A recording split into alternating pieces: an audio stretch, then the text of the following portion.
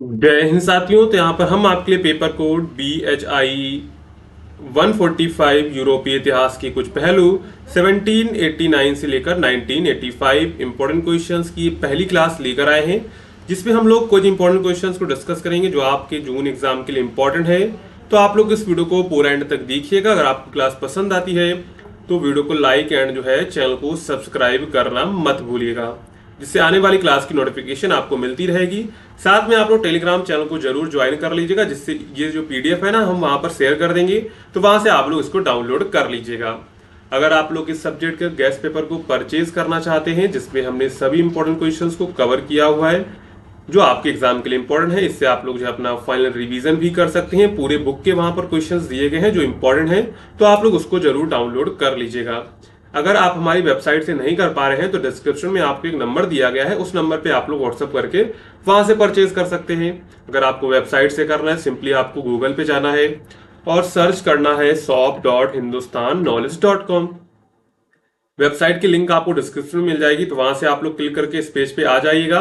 अब आपको सिंपली क्या करना है, सर्च कोड पे जाना है। ठीक है, सर्च कोड पे जाएंगे, BHIE 145 आपको सर्च करना है।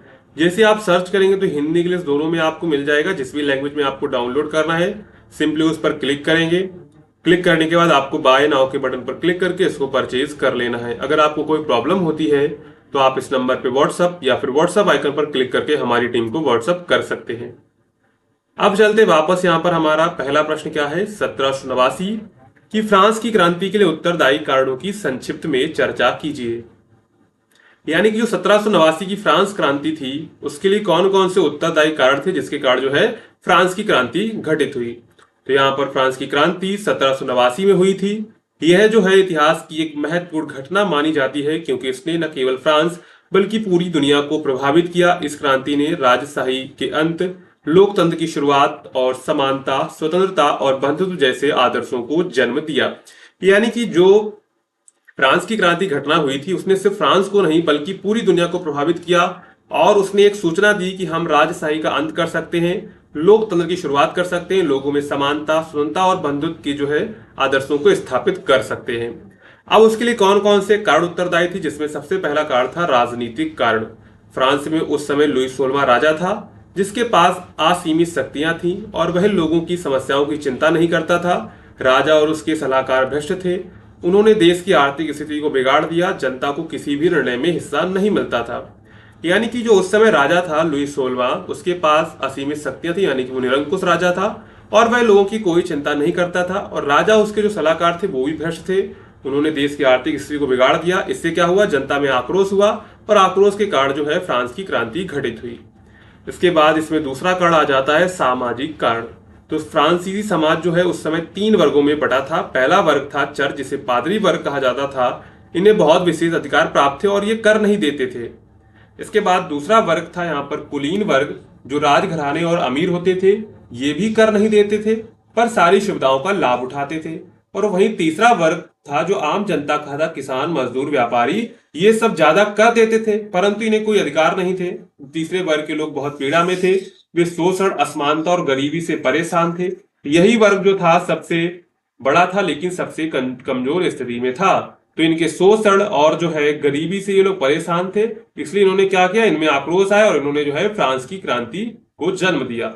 इसके बाद इसमें थे आर्थिक कारण। तो फ्रांस की अर्थव्यवस्था बहुत खराब हो चुकी थी, राजा ने अमेरिका की स्वतंत्रता की लड़ाई में बहुत पैसे खर्च किए थे, जिससे सरकारी खजाना खाली हो गया। महंगाई बहुत बढ़ गई, खाने पीने की चीजें बहुत महंगी हो गई, किसान और मजदूर भूखे मर रहे थे, सरकार ने कर बढ़ा दिए, जिससे आम जनता और अधिक परेशान हो गई और आक्रोश को जन्म दिया। इसके बाद इसमें थे बौद्धिक कारण, यानी कि प्रबुद्ध विचारक। इस समय कई दार्शनिक विचारक जैसे रूसो, वोल्टेयर, मॉन्टेस्क्यू आदि ने समाज में फैली असमानता और अत्याचारों के खिलाफ लिखा। उन्होंने लोगों को बताया कि सब मनुष्य समान है और सभी को अधिकार मिलना चाहिए। इस विचारों ने जनता को जागरूकता फैलाई और क्रांति के बीज बोए। यानी कि उस समय जो विचारक थे जैसे रूसो, वोल्टेयर, मॉन्टेस्क्यू, इन्होंने क्या किया, इन्होंने जो है समाज में असमानता जो फैल रही थी उसके अत्याचारों के खिलाफ लिखा और लोगों को जागरूक किया कि आप लोग जो है अपने अधिकार जो है ले सकते हैं। इन विचारों ने जनता में जागरूकता फैलाई और क्रांति के बीज को बोया। इसके बाद अप्रभावी शासन और राजा की असफलता। राजा लुई 16वां निर्णय लेने में कमजोर था, वह समय पर कोई ठोस कदम नहीं उठा सका। उसने जब स्टेट्स जनरल यानी कि 3 वर्गों की सभा बुलाई और तीसरे वर्ग ने खुद को नेशनल असेंबली घोषित कर दिया, राजा का विरोध बढ़ने लगा, अंततः जो है विद्रोह हो गया। यानी हुआ क्या, जब राजा लुई 16वां निर्णय में कमजोर था तो वह समय पर कोई ठोस कदम उठाता नहीं था, लेकिन उसने जब स्टेट जनरल यानी 3 वर्गों की सभा बुलाई तब तीसरे वर्ग ने खुद को नेशनल असेंबली घोषित कर दिया, राजा का विरोध बढ़ने लगा और अंत में वो विद्रोह का रूप ले लिया उसने। इसके बाद यहाँ पर हम लोग निष्कर्ष देंगे तो फ्रांस की क्रांति का मुख्य कारण था समाज में फैली भारी असमानता, अत्याचार और एक वर्ग को दूसरे वर्ग पर शोषण। यानी कि फ्रांस की क्रांति का मुख्य कारण क्या था, समाज में फैली भारी असमानता, अत्याचार और एक वर्ग का दूसरे वर्ग पर शोषण। राजनीतिक, सामाजिक, आर्थिक और बौद्धिक कारणों ने मिलकर इस क्रांति को जन्म दिया। यह क्रांति सिर्फ सत्ता परिवर्तन नहीं थी, बल्कि यह एक नई सोच व्यवस्था की शुरुआत थी। इसने दुनिया भर में लोकतंत्र, समानता और मानव अधिकारों की नींव रखी थी। यानी कि यह क्रांति सिर्फ फ्रांस में घटित नहीं हुई, फ्रांस में घटित हुई, लेकिन ये पूरे दुनिया में इसने जो है एक नई सोच और व्यवस्था की शुरुआत की। इसने दुनिया भर में लोकतंत्र, समानता और मानव अधिकारों की नींव रखी थी। तो यहां पर हमने एक क्वेश्चन कवर कर लिया है कि फ्रांस की जो क्रांति के लिए कौन कौन से कारण उत्तरदायी थे। इसके बाद चलते हैं, यहां पर हमारा दूसरा प्रश्न क्या है, रूसी औद्योगिकरण के गेर सेनक्रोन मॉडल का आलोचनात्मक परीक्षण कीजिए। यह आपका जो है प्रीवियस ईयर पूछा गया था क्वेश्चन, और आपको हमने पहला क्वेश्चन अच्छे से समझाया। अगर आपको पहला क्वेश्चन अच्छे से समझ में आया हो तो वीडियो को आप लोग लाइक एंड चैनल को सब्सक्राइब कर लीजिएगा, जिससे आने वाली अगली क्लास की नोटिफिकेशन आपको मिलती रहेगी, और टेलीग्राम को आप लोग जरूर ज्वाइन कर लीजिएगा। अलेक्जेंडर गेरसेनक्रोन एक प्रसिद्ध आर्थिक इतिहासकार थे, जिन्होंने 1950 और 1960 के दशक में आर्थिक विकास और औद्योगिकरण पर महत्वपूर्ण विचार प्रस्तुत किए। उन्होंने बैकवर्डनेस मॉडल यानी कि पिछड़ेपन का मॉडल नामक सिद्धांत प्रस्तुत किया, जिसे विशेष रूप से रूस जैसे पिछड़े देशों की औद्योगिकरण प्रक्रिया को समझाने के लिए विकसित किया गया था। यह मॉडल बताता है कि जो देश औद्योगिकरण में पीछे होते हैं उनकी औद्योगिकरण की प्रक्रिया अलग होती है और कई बार अधिक तीव्र होती है। तो यहाँ पर उन्होंने क्या किया था, यानी कि औद्योगिकरण के लिए कुछ अपने विचार प्रस्तुत किए थे, उन्होंने बैकवर्डनेस मॉडल यानी कि पिछड़ेपन का जो है मॉडल नामक सिद्धांत दिया था, जिसे विशेष रूप से रूस जैसे पिछड़े देशों की औद्योगिकरण प्रक्रिया को समझाने के लिए विकसित किया गया था। अब यहाँ पर देखते हैं गेरसेनक्रोन मॉडल की मुख्य बातें क्या थी। तो सबसे पहला है पिछड़ापन ही ताकत बनता है। गेरसेनक्रोन के अनुसार जो देश आर्थिक रूप से पिछड़े होते हैं वे आवश्यकता पड़ने पर तेजी से औद्योगिकरण कर सकते हैं, क्योंकि उनके पास पहले से ही विकसित देशों के अनुभव से सीखने का मौका होता है। यानी कि जो आर्थिक रूप से पिछड़े होते हैं उनके पास क्या होता है, आवश्यकता पड़ने से वो क्या करते हैं, तेजी से औद्योगिकरण कर सकते हैं, क्योंकि उनके पास जो है पहले से विकसित देशों के अनुभव से सीखने का मौका होता है। यानी कि उनके पास अनुभव है कि जो पहले देश विकसित हो चुके हैं वो कैसे विकसित हुए हैं, उनके द्वारा उनसे वो लोग अनुभव ले सकते हैं और अपना जो औद्योगिकरण है उसको तेजी से बढ़ा सकते हैं। यानी कि पिछड़ापन ही ताकत बनता है। इसके बाद है राज्यों की बड़ी भूमिका। पिछड़े देशों में पूंजी की कमी होती है, इसलिए औद्योगिकरण में सरकार की बड़ी भूमिका होती है। उदाहरण की रूस में सरकार और बैंकिंग प्रणाली ने बड़े उद्योगों को स्थापित करने में प्रमुख भूमिका निभाई थी। यानी कि वहां पर जो है राज्य की बड़ी भूमिका होती है, क्योंकि जो पिछड़े देश होते हैं उनके पास पैसा की कमी होती है, पूंजी की कमी होती है, उसके लिए सरकार को आगे आना पड़ता है।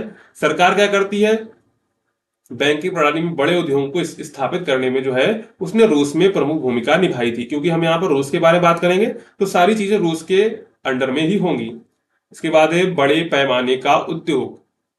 गेरसेनक्रोन के अनुसार पिछड़े देशों में छोटे उद्योगों की जगह सीधे बड़े उद्योगों की स्थापना की जाती है, जिससे उत्पादकता जो है तेजी से बढ़ती है। यानी गेरसेनक्रोन के अनुसार क्या होता है, जो पिछड़े देश होते हैं वहां पर छोटे उद्योगों की बजाय जो है बड़े उद्योग लगाए जाते हैं, जिससे उत्पादकता जो है तेजी से बढ़ती है। इसके बाद तकनीकी उन्नति, यानी कि पिछड़े देश अक्सर सबसे आधुनिक तकनीकों को सीधे अपनाते हैं, जिससे उन्हें तकनीकी रूप से पीछे नहीं रहना पड़ता। देखिए जो देश पिछड़ा होगा और जो देश जो है टेक्नोलॉजी यूज कर चुके होंगे तो वो टेक्नोलॉजी हम यूज कर सकते हैं, क्योंकि जो विकसित देश हो चुके उन्होंने उस टेक्नोलॉजी का प्रयोग किया, इसके बाद वो विकसित हुए हैं। लेकिन हम क्या कर सकते हैं, हम तो उस टेक्नोलॉजी का तुरंत फायदा उठा सकते हैं, क्योंकि हमको कोई टेक्नोलॉजी बनानी नहीं, उन्होंने बना ली है, हम उनसे खरीदेंगे, अपना जो है उद्योग बढ़ाएंगे। तो यहाँ पर जो है उसकी मुख्य बातें क्या थी, पिछड़ापन ही ताकत बनता है, राज्य की वहां पर बड़ी भूमिका होती है, बड़े पैमाने के उद्योग लगते हैं और तकनीकी उन्नत होती है। अब यहाँ पर देखते हैं रूस में औद्योगिकरण और गेरसेनक्रोन मॉडल। तो 19वीं शताब्दी के अंत में रूस ने तीव्र औद्योगिकरण की दिशा में कदम बढ़ाया। उस समय रूस कृषि प्रधान और पिछड़ा देश था, लेकिन गेरसोन-क्रोन के मॉडल के अनुसार रूस ने तेज औद्योगिक विकास को दिखाया, जैसे कि रेलवे का विकास, भारी उद्योग की स्थापना, विदेशी निवेश का उपयोग। यह मॉडल उस प्रक्रिया को अच्छी तरह से समझाता है।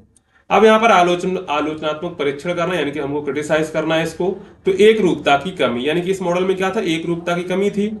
गेरसोन-क्रोन का मॉडल सभी पिछड़े देशों पर समान रूप से लागू नहीं होता है। हर देश की सामाजिक, राजनीतिक और सांस्कृतिक स्थिति अलग अलग होती है, जो उनके औद्योगिकरण को प्रभावित करती है। जैसे कि भारत और चीन की परिस्थितियां रूस से अलग थीं। यानी कि यहाँ पर एक रूपता नहीं, यानी कि ये मॉडल जो हर देश के लिए लागू नहीं होता है।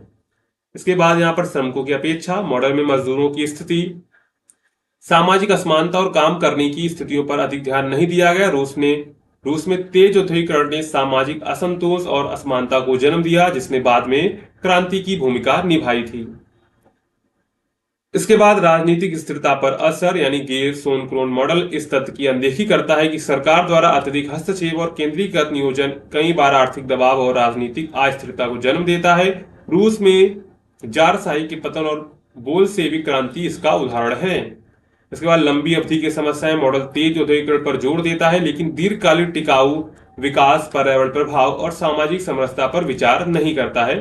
तो ये भी इसकी जो है आलोचना हो सकती है, यानी कि इसका जो है एक जो है निगेटिव पॉइंट है। ठीक है, आलोचनात्मक, यानी जब हमसे आलोचनात्मक कहा जाता है, मतलब कि हमको इसके जो है निगेटिव पॉइंट्स बताने हैं। अब इसके बाद यहाँ पर हम लोग निष्कर्ष लेकर अपना आंसर समाप्त करेंगे।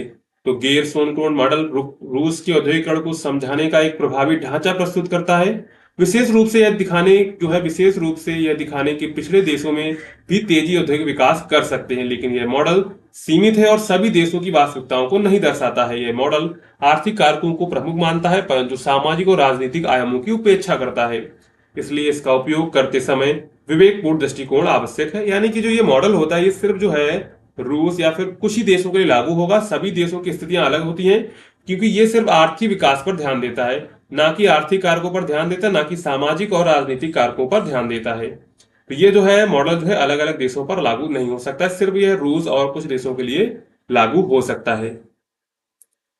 इसके बाद यहां पर हमारा तीसरा प्रश्न है, रूस की नवीन आर्थिक नीति यानी कि एनईपी की चर्चा कीजिए। आर्थिक नीति मतलब न्यू इकोनॉमिक पॉलिसी को 1921 में व्लादिमीर लेनिन द्वारा शुरू किया गया था। यह नीति बोल्शेविक क्रांति 1917 के बाद सोवियत रूस की आर्थिक समस्याओं को हल करने के लिए लाई गई थी। इससे पहले युद्ध साम्यवाद यानी कि वार कम्युनिज्म लागू था, जिसने देश की आर्थिक हालत को बहुत खराब कर दिया था। अब यहाँ पर एनईपी लागू करने की आवश्यकता क्यों पड़ी वो देखते हैं। तो युद्ध साम्यवाद के समय सरकार ने किसानों की उपज जबरदस्ती छीन ली थी, जिससे किसान नाराज हो गए थे और उत्पादन घट गया था। कारखानों में उत्पादन ठप था, कुपोषण और भुखमरी फैल चुकी थी, देश भर में विद्रोह, असंतोष बढ़ने लगा था, जैसे कि क्रोन स्टार्स विद्रोह। इन समस्याओं को देखते हुए लेनिन ने एनईपी लागू की, ताकि आर्थिक सुधार हो सके और समाज की ओर धीरे धीरे बढ़ा जा सके। अब यहाँ पर एनईपी की प्रमुख विशेषताएं क्या थी, यानी कि उसके फंक्शन क्या थे। तो पहला था उसका काम कि कृषि क्षेत्र में सुधार करना। तो किसानों को अपनी उपज का एक निश्चित हिस्सा सरकार को देना होता था टैक्स के रूप में, लेकिन बाकी उपज वे खुद बेच सकते थे। इससे किसानों को उत्पादन बढ़ाने की प्रेरणा मिली। यानी कि इसमें क्या हुआ कि जो है किसान को अपनी उपज का एक हिस्सा, निश्चित हिस्सा देना होगा टैक्स के रूप में, और जो बाकी का हिस्सा होगा वो खुद बेच सकते हैं, चाहे वो बेचे चाहे उसका कुछ भी करें। इसके बाद निजी व्यापार की अनुमति। छोटे स्तर पर उद्योग, दुकानें और व्यापार फिर से निजी हाथों में दिए गए। इससे बाजार में चीजों की उपलब्धता बढ़ी और अर्थव्यवस्था में गति आई। राजकीय नियंत्रण में बड़े उद्योग यानी कि बैंक, बड़ी फैक्ट्रियां, खनिज उद्योग आदि पर सरकार का नियंत्रण बना रहा, यानी ये क्षेत्र अभी भी समाजवादी ढांचे में रहे। इसके बाद विदेशी निवेश की अनुमति। सरकार ने विदेशों से पूंजी निवेश की अनुमति दी, ताकि नई तकनीक और पूंजी देश में आ सके। मुद्रा और बैंकिंग में सुधार। नई मुद्रा जारी की गई, जिससे महंगाई पर नियंत्रण पाया गया और व्यापार को स्थिरता मिली। अब यहाँ पर एनईपी के क्या परिणाम हुए, सबसे पहले सकारात्मक परिणाम देखेंगे। तो कृषि और औद्योगिक उत्पादन में सुधार हुआ, लोगों को राहत मिली और जीवन स्तर पर थोड़ा बेहतर हुआ। सरकार को कर के रूप में आय मिलने लगी और समाज में शांति और स्थिरता आई। अब यहाँ पर इसके नकारात्मक क्या प्रभाव हुए। तो यहाँ पर समाज में आर्थिक असमानता बढ़ने लगी थी, क्योंकि किसी के पास ज्यादा पैसा, किसी का कम पैसा हो रहा था। नेपमैन नामक एक नया व्यापारी वर्ग उभरा, जो बहुत अमीर हो गया। कुछ कम्युनिस्ट नेताओं को लगा कि यह नीति पूंजीवाद की ओर वापसी है। इसके बाद यहाँ पर समाप्ति। तो 1928 में जोसेफ स्टालिन ने एनईपी को समाप्त कर दिया। और सामूहिक कृषि और पंचवर्षीय योजनाएं 5 ईयर प्लान्स लागू की। इसके बाद यहाँ पर हम निष्कर्ष लेकर अपना आंसर समाप्त करेंगे। तो एनईपी एक अस्थायी नीति थी जो रूस की बुरी आर्थिक हालात को सुधारने के लिए लाई गई थी। यह नीति एक व्यावहारिक कदम था जिससे सोवियत रूस को स्थिरता मिली। हालांकि इससे समाजवादी विचारधारा को कुछ समय के लिए झटका लगा, लेकिन यह क्रांतिकारी परिवर्तन के बाद की एक समझदारी भरी रणनीति थी। यानी कि ये जो आई थी ना एनईपी, इससे क्या हुआ, इससे समाज में जो है स्थिरता आई। क्योंकि उस समय क्या हुआ, जब युद्ध हुआ था, युद्ध में क्या हुआ, इसके पास बिल्कुल पैसा खत्म हो चुका था और इसने क्या किया था, किसानों का जो भी उपज थी वो सब हड़प ली थी जबरदस्ती। तो किसानों में आक्रोश था, इसलिए किसान क्या कर रहे थे, खेती नहीं कर रहे थे, क्योंकि वो सब सरकार ले जा रही थी, इसलिए किसान नहीं कर रहे थे।